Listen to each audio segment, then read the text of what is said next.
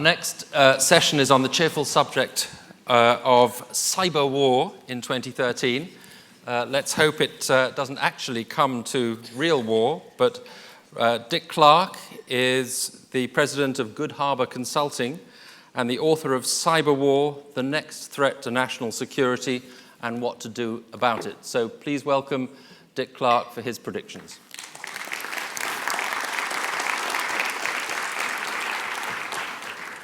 Well, thank you and good afternoon. When I was in the intelligence business, I told presidents and secretaries of state that I don't make predictions. They didn't like that.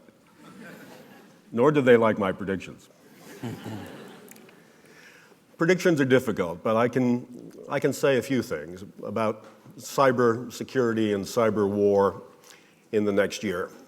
We can say with high confidence that hundreds of millions, billions, in fact, of dollars will be stolen next year by cyber criminals who will not get caught. Cybercrime pays. We can also say with high confidence that cyber espionage, the theft of intellectual property, research and development, even transactional information, will result in the loss to companies, again, of billions of dollars, as nation states, particularly China, steal information from American and European companies and give it to Chinese companies. In short, we pay for the R&D and they get it for free. Hard to compete with that going on, but that will go on next year as it's been going on. What about cyber war? The Secretary of Defense, Leon Panetta, said in this city last month that we are at a pre-9/11 moment when it comes to cyber war. He said there are people with capabilities who are plotting to use them against us. He was referring to Iran, but he didn't say it explicitly. Iran had just engaged in an attack on the Saudi oil company Aramco, wiping clean 30,000 computers in the largest wipe attack so far seen.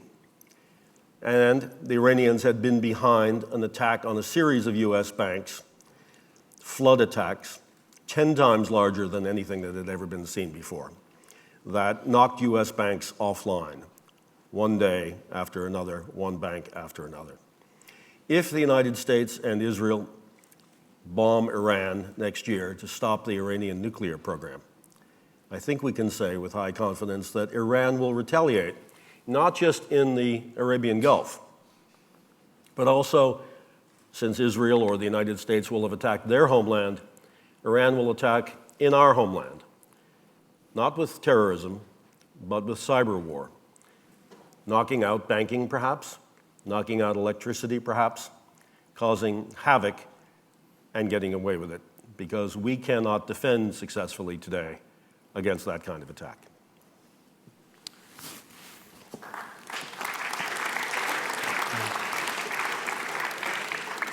Well, that's a sobering thought to start a conversation with.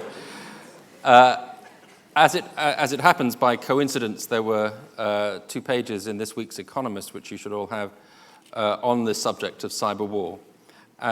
And I think it's helpful, first of all, just to, if you could help us, walk us through what exactly is meant by cyber war, because you yourself there mentioned cybercrime, cyber espionage. There tends to be a sort of blurring of these lines.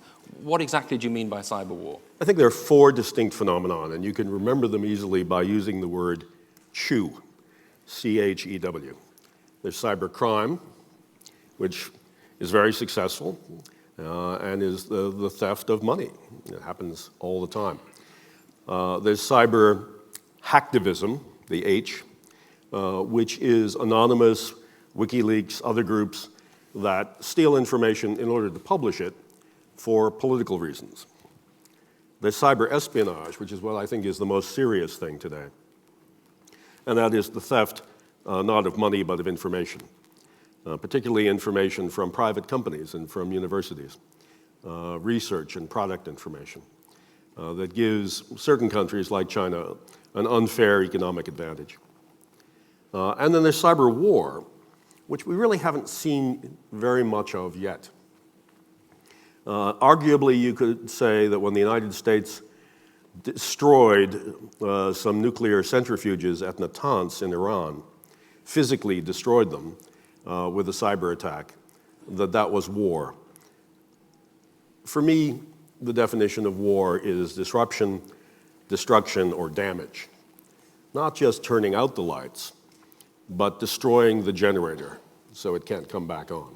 Destroying the transformer so it can't come back on. We've demonstrated that that can be done in experiments. In fact, you can go to YouTube and look up the Aurora, Idaho experiment and see a big electrical generator blowing itself up because of cyber commands that were given to it. Leon Panetta, the Secretary of Defense, talked about commands that cause trains to derail, commands that cause refineries to catch fire. Basically everything we do all day long these days is connected to a network. And we do have the Internet of Machines talking to machines and machines controlling machines. And we haven't secured it. Yeah, but let's just stick with the war, with the W bit for a moment.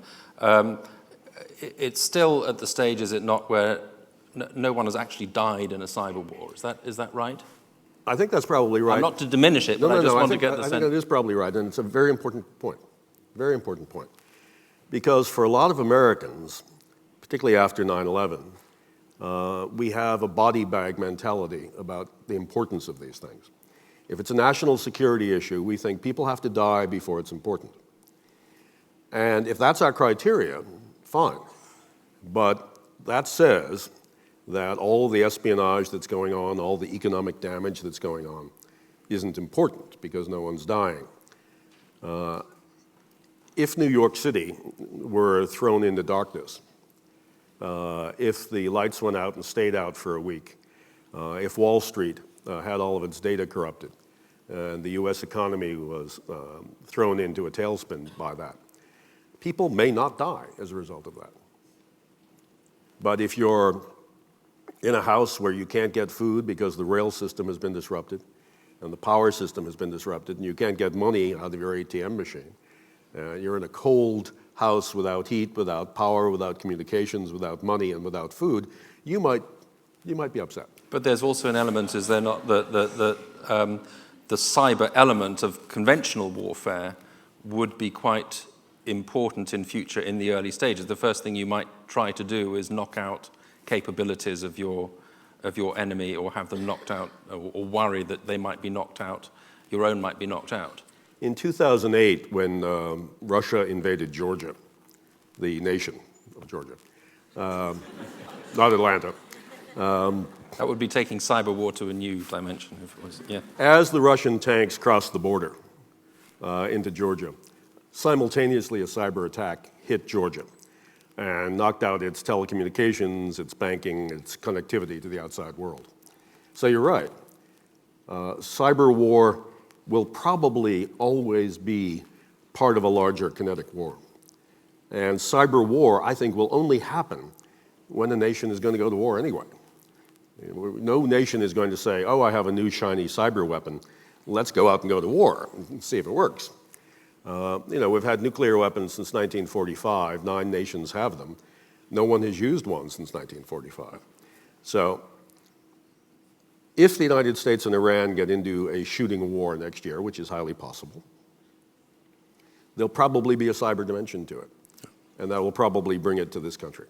So I want to talk about the United States' role and actually who is doing, or who might do, cyber war to whom, because the United States is obviously not an innocent bystander in all this. You mentioned Stuxnet. It has practiced, one supposes, a degree of, or it has a degree of cyber war capability. Who else are the big players? Who are the superpowers of cyber war? Well, so the CIA says there are between 20 and 30 countries that have cyber warfare units with significant offensive capability. The nations that have announced that are the usual suspects: China, Russia, Israel, the United Kingdom, Germany. But North Korea has it, believe it or not. I was in Brazil last month talking to their cyber military unit. So a lot of people have it. And the interesting trend here is that the skill sets required to do offensive cyber war are proliferating rapidly. And while we could have said 10 years ago that it was essentially the United States and Russia that had the capabilities, now it's far broader because it's cheap. It's relatively cheap to do compared to any other form of war. I learned from the Economist article this week that there is actually a cyber command in the United States headed by someone called General Keith Alexander. We have a 4-star general running something called Cyber Command. It has 27,000 people in it. It has a Navy component, which is the 10th Fleet. The 10th Fleet has no ships, it has no boats, it's in cyberspace. We have the 24th Air Force, which has no airplanes or missiles. It's in cyberspace. Now, a couple of other things, and then we'll open it up to the audience. But you've talked mainly about cyber, what might be called cyber offense, but there is also the question of cyber defense. So how good is the United States, relatively speaking, at each of those? So the United States is very good at cyber offense, as it demonstrated in the case of Stuxnet. Stuxnet had made a mistake. The attack package was supposed to destroy itself after it killed the centrifuges, and it didn't. It escaped and ran around the internet. And you could actually find it on the internet if you want to download it. I wouldn't suggest that, but it only will destroy Iranian nuclear power plants. So if you don't have one of those, then you're probably all right. The United States is very bad at defense, as is everybody else. The nature of the technology is such that there's what we call offense preference. And it costs thousands of times the amount of money to defend as it does to attack. And the opposite of cyber war would presumably be cyber peace, which is a chapter in your book. Right. So how do you get to cyber peace? Is there an equivalent of a cyber equivalent of arms control? I believe there is, and I may be the only one who does, but nations are beginning to talk informally about things that they could do to reduce tension.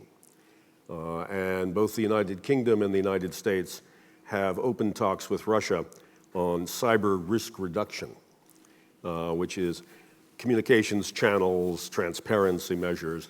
I think we have to begin with small steps, but I think we can have cyber arms control. And frankly, when we began nuclear arms control, and I was involved in that, people said we'd never get there. They said that about biological arms control and chemical arms control, and we got all of those. It just took 10 or 15 years, so maybe we should start now. Okay, let's take some questions from the audience. There's one in the third row back here. A lot of questions, actually. Let's take one at the third row here, and then there's a gentleman at the middle there at the back. I can see his hand up.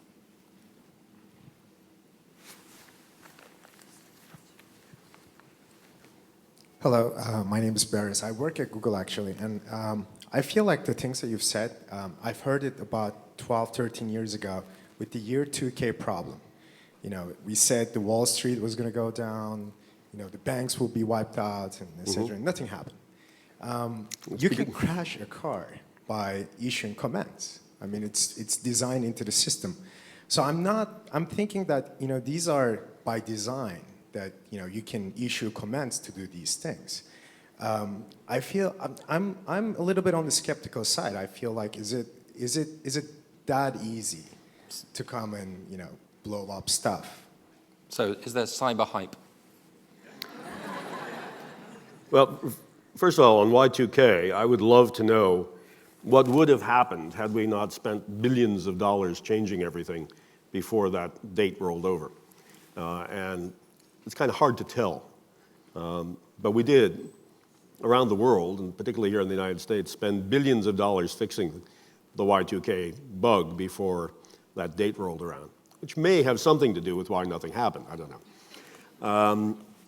I hope there's hype. I hope I'm wrong. Other people seem to agree with me, though. We're spending a lot of money and have this cyber command, and other countries have these cyber commands, and You know, that suggests to me that I'm probably right. Gentleman in the middle. Hi. I would like to know if your perspective on the concept of full spectrum dominance, and that's a military concept of domination of air, land, sea, space, and the cybersphere, and whether that's realistically achievable. I find it very disturbing that in the last few years, this phrase has crept into the U.S. military's parlance of dominance. And it's just a little kinky, I think, to have our admirals talking about dominance. I think it's also a little arrogant, frankly. What we should talk about is cybersecurity, offensive cyber capability, defensive cyber capability. But we turn an awful lot of people off in this country and around the world when we have generals and admirals running around talking about dominating the cyber domain. We need cooperation from a lot of people around the world and in this country to achieve cybersecurity. And militarizing the issue and talking about how the U.S. military have to dominate the cyber domain is not helpful. There's one in the middle, lots of hands going up, but why don't we take 2 or 3 questions together and then we can give you a shot at. So right in the middle here, and then the gentleman in front of you as well.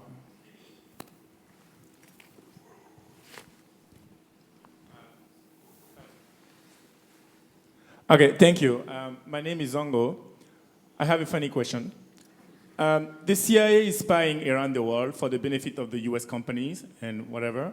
What's wrong with China doing the same thing? Okay, let's take this one as well.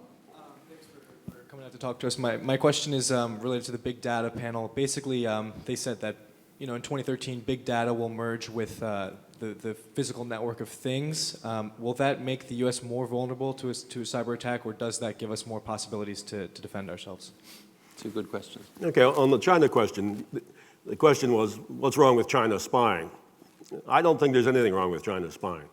What I think is wrong with what China is doing, in violation of the WTO rules and others, is having its government go out and spy on private sector companies here in the United States and in Europe, and take that information that they get from those private sector companies and give it to allegedly private sector companies in China who then sell their products in the United States. So that U.S. stockholders and U.S. taxpayers pay for the R&D, the Chinese companies get it for nothing and then sell their wares in the United States. That's an unfair economic advantage. The United States does not do that. The United States does not hack its way into Rolls-Royce engines and give the information to General Electric engines. You can believe that or not, but I spent a lot of time with U.S. intelligence, and I can tell you we don't do that. With regard to big data and the network of things, it's the network of things that makes us vulnerable. The fact that most internet traffic today is not people talking to people, but it's machines talking to machines. And those machines automatically do things when given certain commands. And all of those networks are connected to the internet. The electric power companies will tell you that their command and control networks are not connected to the internet, and every experiment the US government has conducted, it's been able to get to the command network from the internet. We probably have time for, well, let's take a couple of questions. Lady here in row 4 and down here at the front. We'll take those questions together. So going back to the topic of cyberwar, what are the implications when you're talking about the vulnerability, especially for an attack and how difficult it is to defend, when we're acquiring military equipment increasingly that is dependent on computer programs and codes like F-35s and that sort of thing? Okay, and this one more from the front here.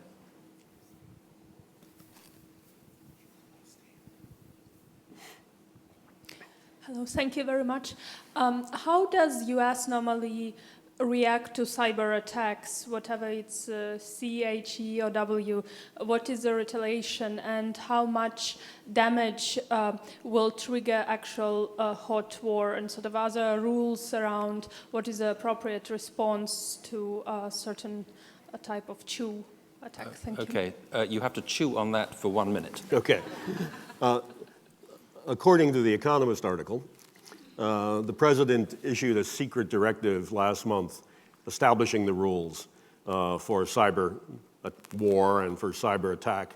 To date, I don't think there's been retaliation.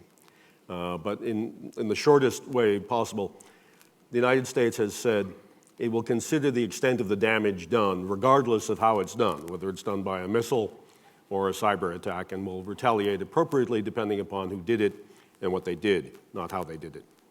With regard to the weapon systems, the F-35 that you mentioned, vast amounts of the code for the F-35 systems were stolen before the plane ever flew. So, stolen by a friendly Asian government. So, you may well think that in the future, if there were a war, weapon systems might roll out onto the battlefield and not work. Thank you very much. We're out of time with that thought. Thank you very much, Victor. Thank you.